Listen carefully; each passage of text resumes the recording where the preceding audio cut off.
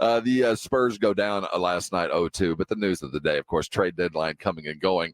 And while the rest of the league, it was a fairly busy day. It wasn't no superstars changed hands. No Trae Young got moved. No LeBron out of there. But lots of little moves that improve some teams, and you get the idea where other teams are headed. The Spurs freed Doug McDermott for in a trade from the Indianapolis Pacers. They receive Marcus Morris, a one-time, almost, nearly, kind of, maybe a Spur, and a fistful of cash and a second-round draft pick. I'm pretty sure Marcus Morris will never arrive in San Antonio. That will be dropped, and the Spurs will continue on. One of the few teams that got worse at the trade deadline on purpose. It was boring. It was, I mean, we knew better than to expect anything. And poor Chetty. But we laughed yesterday. Of course, the Spurs promptly go out in Orlando and get pantsed. 38 points in the first. And I think led in scoring. I think Devin Vassell ended up leading them in scoring. The rebounding margin showed they didn't try a whole lot. Wemby managed to play, 18 minutes with one rebound, more than a dead guy. It was a rather tense day, I get the sense, around the Spurs locker room. Every time the phone rang, I think somebody was thinking, well, it's got to be me. It's the Turk. So the Turk didn't arrive. McDermott is freed, and Chetty is marooned. The Spurs will soldier on. 10-0, they've got 10 wins, 0-2 on the Rodeo Road Trip.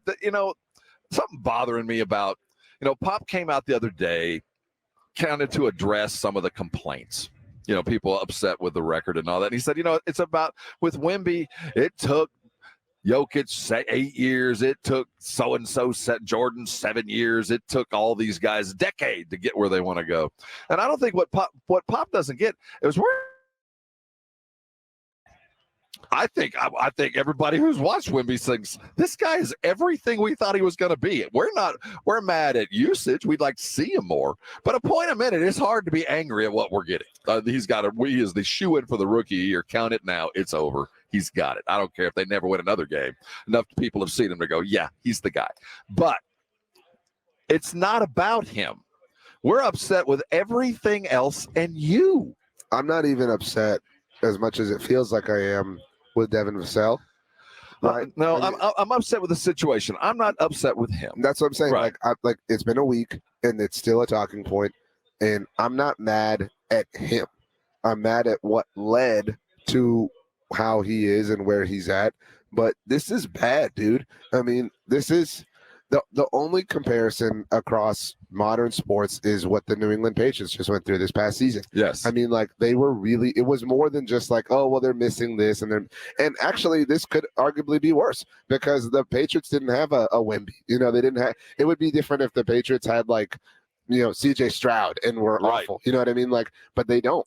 And so you've got the thing, you've got the thing that is supposed to fix all of this. Granted, it's about more than that, but not fix it, but improve. Right. How can we be worse and have a player of his caliber? Because we got both. It's impossible. It's maddening and frustrating.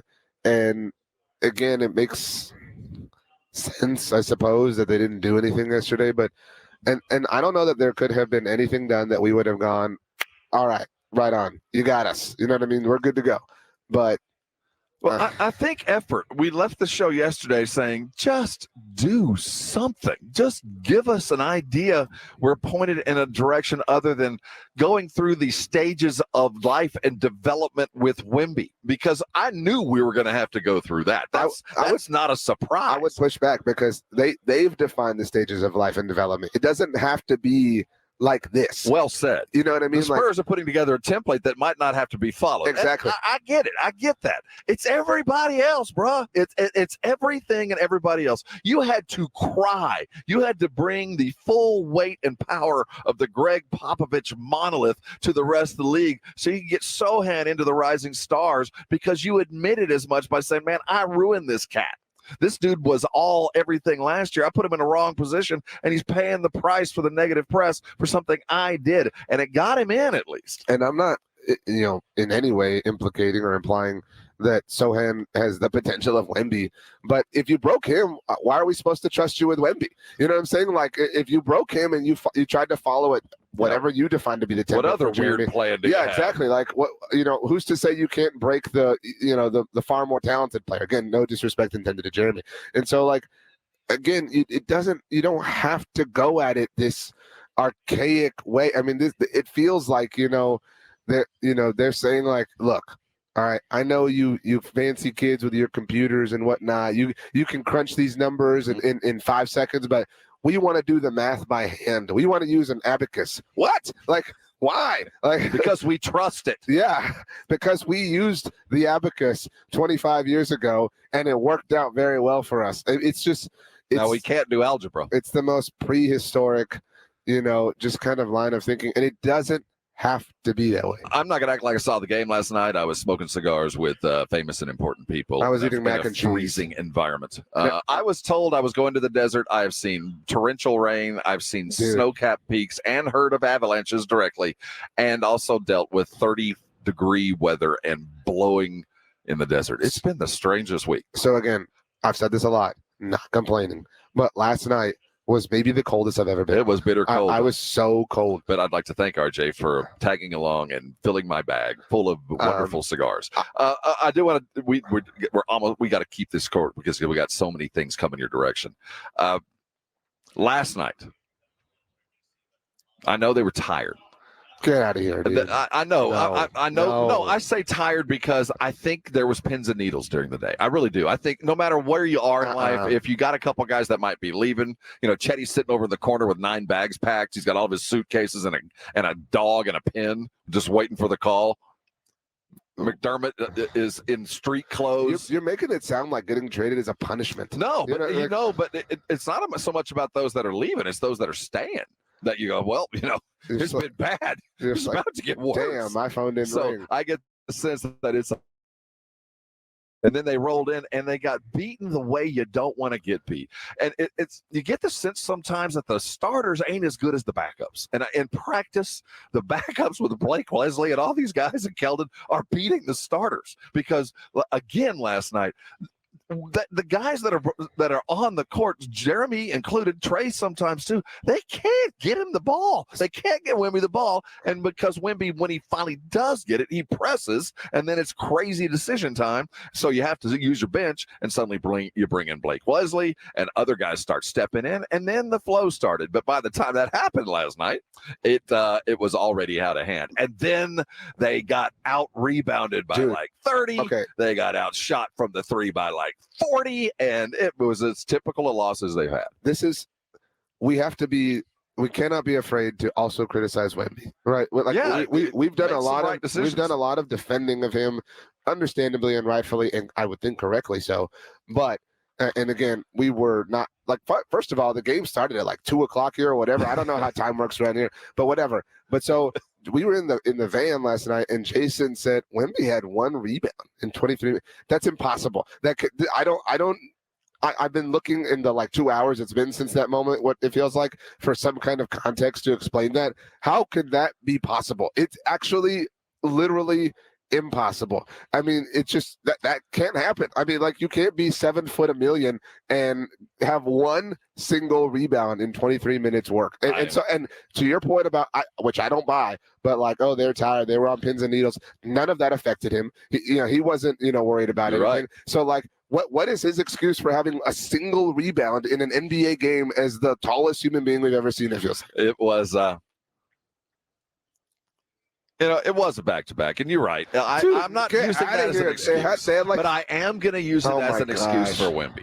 This is what I am. I'm going to use it as an excuse to the extent that, look at the minutes. He only played, he didn't play, 20 minutes? 23 minutes, 15 points, 3 blocks. They're saying, I'm reading an article, that he actually had more rebounds than is credited, but the guy saying I saw it with my eyes. But it doesn't matter. We shouldn't have to try to find a rebound. What I'm getting at here is I've already seen one weird plan with Jeremy Sohan where he put him in a position where he was not going to be successful no matter how hard he tried in a short amount of time. I'm not sure. Having not seen the game, I was elsewhere, but I did watch the YouTube 10 minutes, the NBA version of it.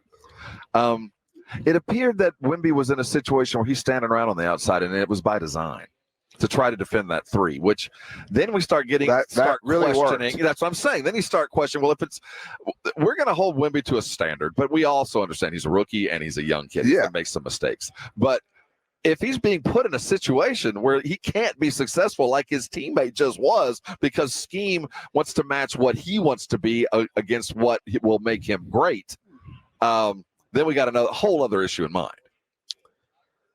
I don't know, man. I mean, this is taking a dark turn. We've already turned, to be clear. You know what I mean? We're past the point of remembering how we got here. We're in the garage. You know what I mean? Like looking for the car. That's where we're at. Like relative to this whole situation, this is a disaster. This has gone about as worse as it possibly can.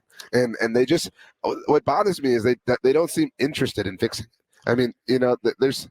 Like, what are they doing that you're like, okay, I support this. This makes sense. Well, it was very apparent when you watched Orlando with the Wagner brothers, Paolo, Ingles even, that their front line was just flat out better than ours.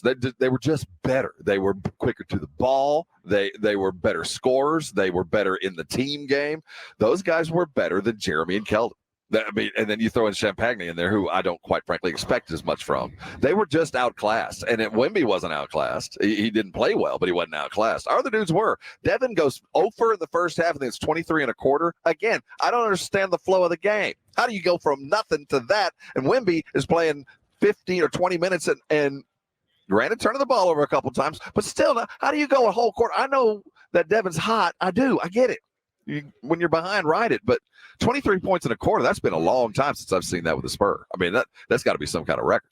But, again, it's a reflection of a team with zero plan, zero design, and ill-conceived ideas as far as what's going to be successful in the long term. I don't get it, and it's only gotten worse after the trade deadline. A lot of people in the chat, Mike Bean says, Spurs play with no urgency or passion. Like, I agree with you, Mike, to be very clear in the Brigade Bar, but, like, I think that's too simplistic of a way to, like, say it. You know what I mean? Like, that feels like too easy of a cop-out to just say they have no passion, no, urgency. They have no organization. They have no preconceived thoughts. You know what I mean? Like, this is just...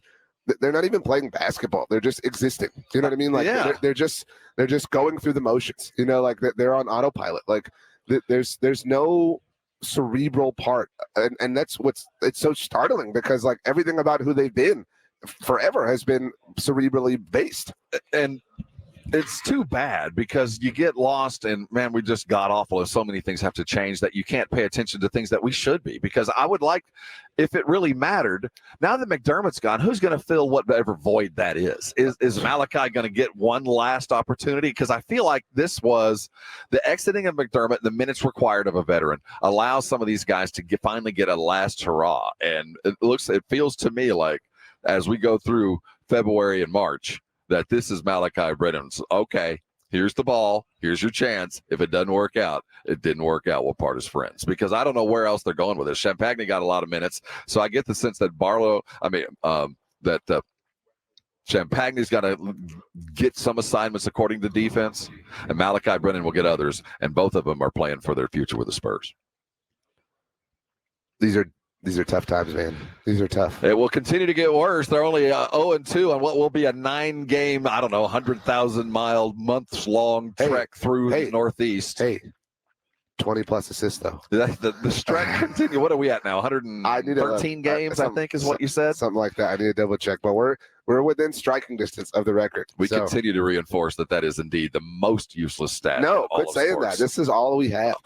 It's literally all we have. Remember the year we had the opportunity to win every home game? So and it came down to the last couple, and we thought, let's rest our guys because we're going to the playoffs. I argued then, look, man, you don't know if you're going to win a title. You don't know if you're going to get out of the next playoff. But if I'm on a team that can walk away with a record like this, I want to go get it. It might not matter to a lot of people, but I can say, you know what? On the team I was at, we didn't lose a home game. We gave it away. So, yeah, chase the 20. Say, you know what? I was on a team that for 4 years, man, every game, at least 20. Now, we only won like 3 of those games. It didn't help at all. In fact, I think sometimes it hurt, but we got 20.